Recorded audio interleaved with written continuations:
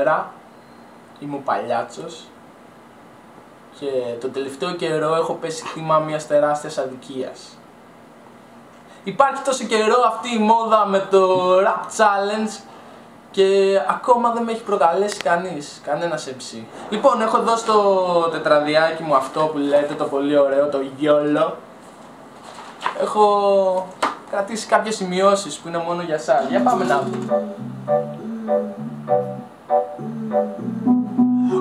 Με προκάλεσε rap challenge για να κάνω. Ανέβασα στροφές, πατάω γκάζι και σε κλάνω. Παλιάτσο με φωνάζουνε και μη πες κλωουνάκι. Και γύρισα και σου κάνα στη μάπα καθρεφτάκι. Είμαι ο πιο καλός MC και όποιος το λέει είναι. Και όταν παίζουμε κρυφτό δεν βρίσκουνε που είμαι. Της πόλης είμαι αφεντικό γιατί έχω μοϊκάνα. Και ας με μάλωσε προχθές το απόγευμα η μάνα. Δεν κάνω το ρυθμό, δεν κάνω το beat. Και ο Ροντράνε στο κογιότ έκανε BB.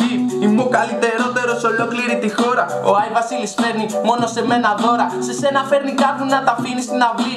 Όχι γιατί σου άτακτος αλλά κακός MC. 16 σαμπαρό τρελό φτάνει προς το τέλος. Σε ίντερνετ καφέ είμαι πιο πολλά μέλος. Θέλω τώρα με τη σειρά μου και εγώ να προκαλέσω το Sweeney Todd, τον αδερφό μου τον Δημήτρη, το Γιάννη τον Αγγελάκα από Τρύπες, τον Batman από την Gotham City, τον Κριστιάνο Ρονάλντο από τη Real Μαδρίτης, το Σκουντούφλι και το Μελένιο από τα Στρουμφάκια, την Ψηλή από τα Ζουζούνια και την κοπέλα μου από το χωριό που δεν την ξέρετε. Άλλη είναι αυτή, δεν την ξέρετε, όχι.